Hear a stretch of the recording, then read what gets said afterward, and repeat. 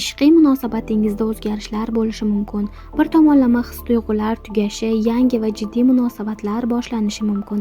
Agar yolg'iz bo'lsangiz, turmush qurishga tayyor biri bilan uchrashishingiz mumkin.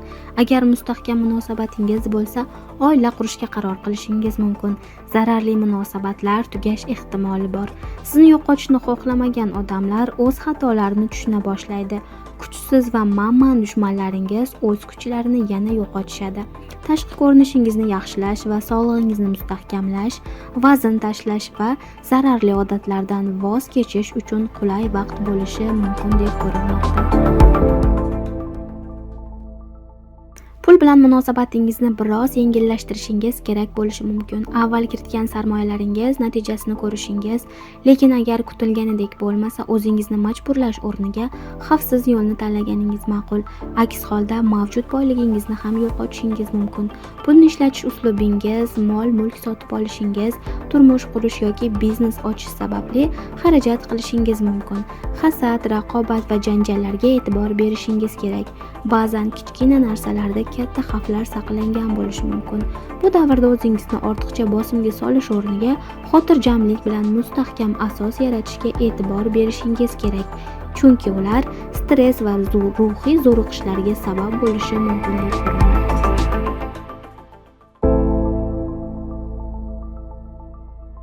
Mayda detallarga haddan tashqari e'tibor berish, ortiqcha o'ylash va qattiq yopishish vaqtni yo'qotishingizga sabab bo'lishi mumkin. Ba'zan imkoniyatlarni uzoqdan izlaganingizda aslida ular oldingizda turganini ko'rib hayratlanishingiz mumkin. Yangi bilimlar o'rganib, har tomonlama rivojlanib, tanishlaringiz va imkoniyatlaringizni kengaytirishingiz kerak. Aka-uka, opa-singil, amaki-vachcha va jiyanlar bilan aloqani mustahkamlash foydali bo'lishi, shuningdek, dasturiy ta'minot, internet, texnologiya va ta'lim sohalarida yangi g'oyalar yaratishingiz mumkin. Avval qo'ldan chiqargan imkoniyatlaringiz yana qayta oldingizga kelishi mumkin. Moliyaviy sarmoya va biznes boshlashingiz, lekin hamma narsani oldindan rejalashtirishga urinish o'rniga kichik qadamlar bilan harakat qilganingiz ma'qul deb ko'rilmoqda. Bu davr siz uchun karyerada hasad qilish emas, nasibangizni olish vaqti. Lavozimingiz oshishi mumkin, lekin agar oshmaydigan bo'lsa, umidsizlikka tushish o'rniga ba'zi narsalardan voz kechish kerak bo'lishi mumkin. Agar kerak bo'lsa, ish yoki turmush tarzini butunlay o'zgartirishingiz mumkin. Kasbingiz bilan bog'liq muvaffaqiyatdan ko'ra oila bilan bog'liq mas'uliyatlarga ko'proq e'tibor qaratishingiz mumkin. Sadoqat, mehribonlik, g'amxo'rlik va himoya kabi qadriyatlar hozir sizga foyda olib kelishi mumkin. Shuningdek, turmush qurish, uy sotib olish, uyni jihozlash, farzandli bo'lish, meros ishlari va mustahkam asos yaratish borasida taqdir sizni qo'llab-quvvatlaydigandek ko'rinmoqda.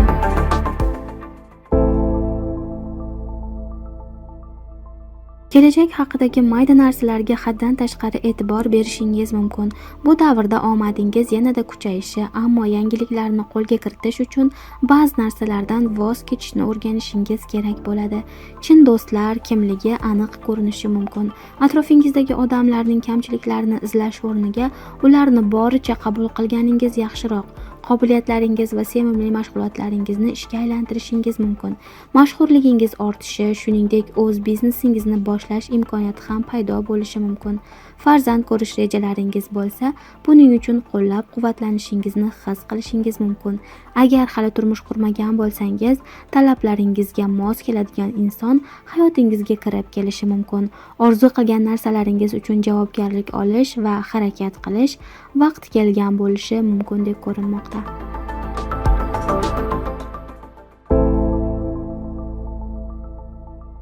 Bu safar muvozanatni saqlash, kasb va sog'liq bilan bog'liq bo'lishi mumkin. Dori-darmonlarni ortiqcha qabul qilish, tamaki va spirtli ichimliklarni haddan tashqari iste'mol qilish, og'ir mashqlar qilish, mehnat soatlarida ortiqcha ishlash yoki juda ko'p mas'uliyat olish o'rniga har narsada me'yorni bilishingiz kerak. Aks holda tanangiz va ongingiz zarar ko'rishi mumkin.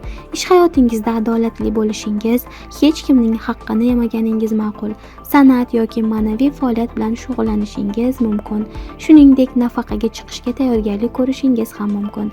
Ba'zi joylarda o'zingizni ojiz sezishingiz, boshqa paytda yordam beruvchi rolida ham bo'lishingiz mumkin. mumkin. Nazoratingizdan tashqarida kutilmagan o'zgarishlarga duch kelishingiz mumkin deb ko'rinmoqda.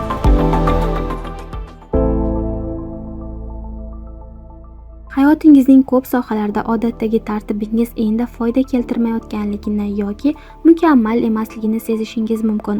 O'zingizdagi kamchiliklaringiz ko'zingizga tashlanishi, komfort zonangizdan chiqish, joyingizni o'zgartirish va o'zingizni o'zgartirishga majbur bo'lishingiz mumkin. Oila qurish, yangi munosabat yoki ajralishga vaqti kelgan bo'lishi mumkin. Agar hayotingiz stressli bo'lsa, bu holatni o'zingiz va atrofingizdagilar uchun kamaytirganingiz ma'qul. Aks holda odamlar sizga do'st emas, raqib sifatida qarashi mumkin. Adolatli, muvozanatli va siyosiy jihatdan to'g'ri yondashuvlar har qanday munosabatlarni sinovdan o'tkazishi, o'zingizni isbotlashga va yanada kuchli bo'lishga yordam berishi mumkin deb ko'rinmoqda.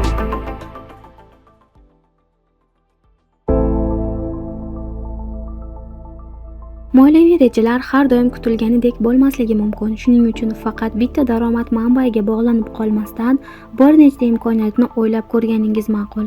Ishingizni yakunlash yoki o'zgartirish ehtimollingiz bor. Kutilmagan joydan pul kelishi, meros yoki bonus olishingiz mumkin. Ishdan bo'shash yoki yangi sohaga o'tish kabi rejalaringiz bo'lishi mumkin. Hamkorliklar va o'zaro yordam sizga ko'proq daromad olib kelishi mumkin. Agar xorijiy investitsiyalar yoki internet orqali sarmoya kiritilsa, natijalar tezroq amalga oshishi mumkin. Sog'lig'ingiz bilan bog'liq operatsiya yoki ruhiy o'zgarishlar bo'lishi, shuningdek qo'rquvlaringiz bilan yuzlashib, kuchliroq bo'lishingiz mumkin deb ko'rinmoqda. Siz kulsangiz, taqdir ham sizga kulib boqadi degan gapni bu davrda hech ham unutmang. Hozir e'tibor berayotgan mayda narsalaringiz kelajakda unchalik ahamiyatli bo'lmasligi mumkin. Sizning omadingiz boshqa joyda. Uni ko'rishni, ishonishni va o'zingizni rivojlantirishni tanlashingiz kerak. Turli madaniyatlarga qo'shilish, yangi insonlar bilan tanishish, til bilimingizni oshirish va sayohatlar sizga foyda olib keladi. Yangi yo'nalishda imkoniyatga ega bo'lishingiz mumkin. Akademik sohada muvaffaqiyat va hurmatga erishishingiz, huquqiy yo'l bilan haqlaringizni olishingiz mumkin. Aka-uka, opa-singil, qarindosh yoki qo'shnilar bilan bahslashmaslikka harakat qilganingiz ma'qul deb ko'rinmoqda.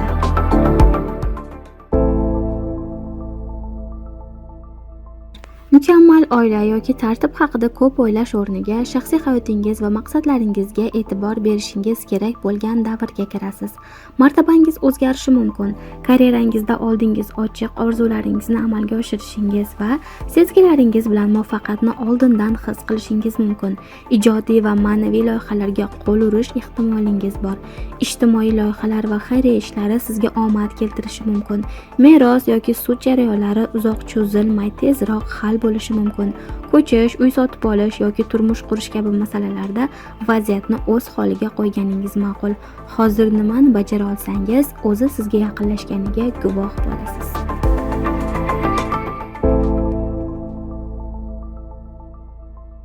Agar kelajagingizni romantik tarzda emas, balki real tarzda rejalashtirsangiz, ko'plab sohalarda yaxshiroq natijalarga erishishingiz mumkin.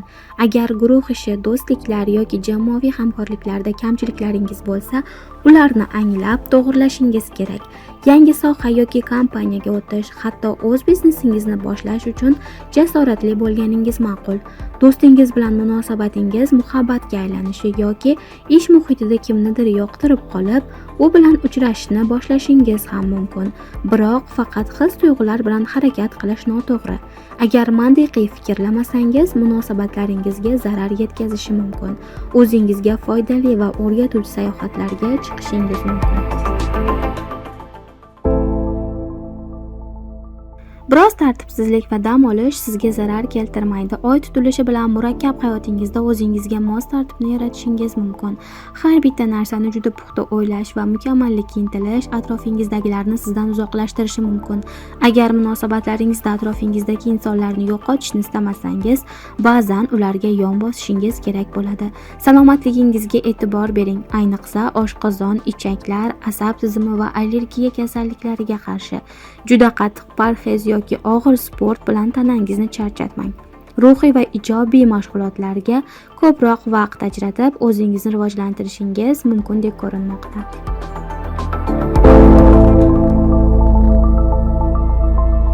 Astrologiya kelajakni bashorat qilmaydi, faqat ehtimollarni aytadi xolos.